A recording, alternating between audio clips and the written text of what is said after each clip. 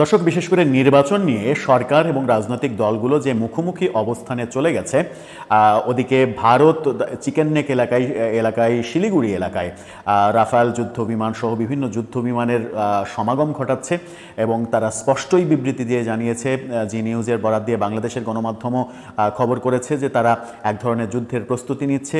একদিকে চীন আর একদিকে বাংলাদেশ, দুই শক্তি যেন তাদের কোনো ক্ষতি করতে না পারে সেরকম প্রস্তুতি নিচ্ছে। বাংলাদেশ থেকে কি এমন বার্তা গেল যে ভারতকে যুদ্ধের প্রস্তুতি নিতে হবে?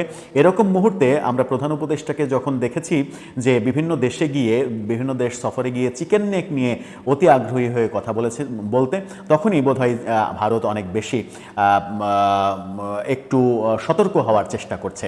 এরকম পরিস্থিতি যখন দেখছি, দেশের মধ্যে নির্বাচন নিয়ে সরকার এবং রাজনীতিবিদদের মুখোমুখি অবস্থান দেখছি, তখন প্রশ্ন উঠছে, সমাজে নানা দিক থেকে প্রশ্ন উঠছে যে এই মুহূর্তে তাহলে সেনাবাহিনীর ভূমিকা কি হবে? সেনাবাহিনী কি ভূমিকায় অবতীর্ণ হবেন? প্রধান উপদেষ্টা জাপান সফর শেষে দেশে আসার পরে দেশের পরিস্থিতি আবার উত্তপ্ত হবে, এটা বলে দেয়াই যায়। এবং এই উত্তপ্ত পরিস্থিতি খুব বেশি বড় আকার ধারণ ঈদের আগে না করলেও ঈদের পরে যে পরিস্থিতি একেবারে ম্যাসাকার অবস্থার দিকে যাবে যদি এই মুখোমুখি অবস্থান থাকে। অন্যদিকে সার্বভৌমত্বের প্রশ্ন, পার্শ্ববর্তী দেশ ভারতের সঙ্গে যুদ্ধের সম্ভাবনা, সব মিলিয়ে সেনাবাহিনীর ভূমিকা নিয়ে অনেকে প্রশ্ন তুলছেন। আসলে সেনাবাহিনীর ভূমিকা এখন কি হবে, কিংবা সেনাবাহিনী কি ভাবছে? ভারতীয় মিডিয়া থেকেও কি ধরনের খবর প্রচার করার চেষ্টা করা হচ্ছে সেই আলোচনা করবো এই ভিডিওতে। চলে যাচ্ছি মূল ভিডিওতে। বলছিলাম, সরকার এবং রাজনৈতিক দলগুলো যখন মুখোমুখি অবস্থানে, বাম গণতান্ত্রিক জোট স্পষ্ট বলে দিয়েছে যে 50টির বেশি দল চাই ডিসেম্বরের মধ্যে নির্বাচন। অন্যদিকে প্রধান উপদেষ্টা বলছেন মাত্র একটি দল চাই ডিসেম্বরে নির্বাচন। বিএনপি বলছে বিএনপিকে নিয়ে ষড়যন্ত্র করা হচ্ছে দেশের বাইরে গিয়ে।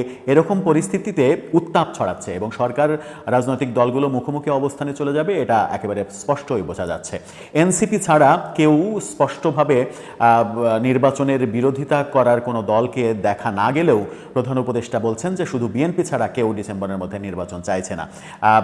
উত্তাপ যেহেতু তৈরি হচ্ছে, আবার এই উত্তাপের মাঝে আমরা দেখছি ভারত যুদ্ধের প্রস্তুতি নিচ্ছে চিকেন নেক এলাকায়, শিলিগুড়ি এলাকায় তারা যুদ্ধ বিমানের সমাগম ঘটাচ্ছে সেখানে। এবং বাংলাদেশের বিভিন্ন যুদ্ধ সরঞ্জামেদের কিনার যে খবর প্রকাশ হয়েছে বলে তারা তথ্য দিচ্ছে, সেই কারণে আরও বেশি সতর্ক হয়েছে। এবং চিকেন নেক নিয়ে প্রধান উপদেষ্টার কথাগুলোকেও তারা গুরুত্ব দিচ্ছে। সম্প্রতি মাহমুদুর রহমান মান্না প্রধান উপদেষ্টার একটা কথা কোট করে যে বলেছেন যে ভারত বাংলাদেশকে খুব ডিস্টার্ব করছে, ভারতের আধিপত্যবাদ বাংলাদেশের উপরে চাপানোর চেষ্টা করছে। সব মিলিয়ে ভারত এক ধরনের ক্ষিপ্ত অবস্থায় আছে এবং যুদ্ধ প্রস্তুতি নিচ্ছে।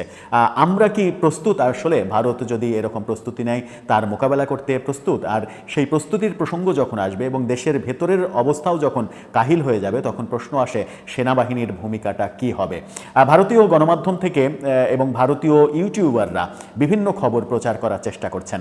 নানা খবর, সেগুলোকে আমরা গুজব হিসেবেই ধরে নেব এখন পর্যন্ত, যেহেতু সেগুলোর কোনো অথেন্টিক সোর্স নেই কিংবা বাস্তবতা আমাদের সামনে দৃশ্যমান হয়নি, সেগুলোকে গুজবই ধরে নেব। তারা সেনাবাহিনীকে নিয়ে নানা রকমের খবর প্রচার করার চেষ্টা করছে। সর্বশেষ তারা বলার চেষ্টা করেছে যে সেনাবাহিনী বঙ্গভবনে এক ধরনের বলয় তৈরি করেছে যেন সরকার বঙ্গভবন কেন্দ্রিক কোনো ধরনের কর্মকাণ্ড, কোনো ধরনের ষড়যন্ত্র করতে না পারে। রাষ্ট্রপতিকে জোর করে পদত্যাগ করানো কিংবা রাষ্ট্রপতির মাধ্যমে সেনাপ্রধানকে সরিয়ে দেয়া, এই ধরনের কর্মকাণ্ড যেন করতে না পারে, সেই কারণে কয়েক স্তরের একটা প্রতিবন্ধকতা তৈরি করা হয়েছে সেনাবাহিনী থেকে। এরকম তথ্য ভারতের বিভিন্ন মিডিয়া এবং বিভিন্ন ইউটিউবাররা প্রচার করার চেষ্টা করছেন।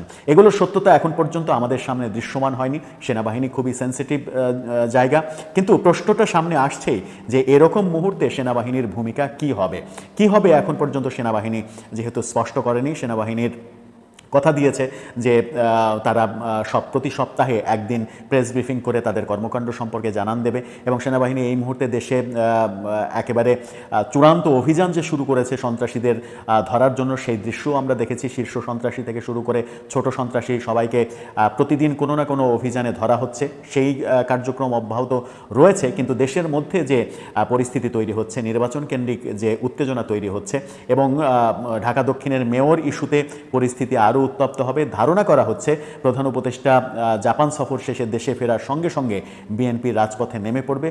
এই পরিস্থিতিগুলো নিয়ন্ত্রণের জন্য সেনাবাহিনী কোনো পদক্ষেপ নেবে কিনা, কিংবা কোনো ভাবনা তাদের মধ্যে রয়েছে কিনা, কিংবা নির্বাচন নিয়ে যখন মুখোমুখি অবস্থান, সরকার যখন নির্বাচন নিয়ে টালবাহানা করছে এটা স্পষ্ট হয়ে গেছে, তখন সেনাবাহিনীর যে বার্তা ছিল ডিসেম্বরের মধ্যে নির্বাচন হবে, রাজনৈতিক দলগুলোর বার্তা ডিসেম্বরের মধ্যে নির্বাচন দিতে হবে, সেখানে সরকারের বার্তাটা একেবারে ভিন্ন বার্তা।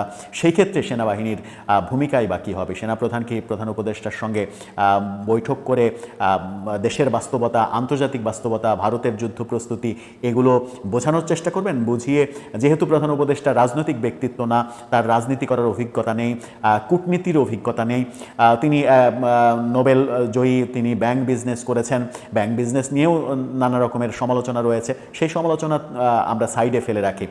যেহেতু রাজনৈতিকভাবে তিনি অভিজ্ঞ না, সেহেতু আমার মনে হয় যে ভেতরের রাজনীতি এবং বাইরের রাজনীতি দুই ক্ষেত্রেই তিনি খুব একটা শক্তপোক্ত সিদ্ধান্ত নিতে পারছেন না।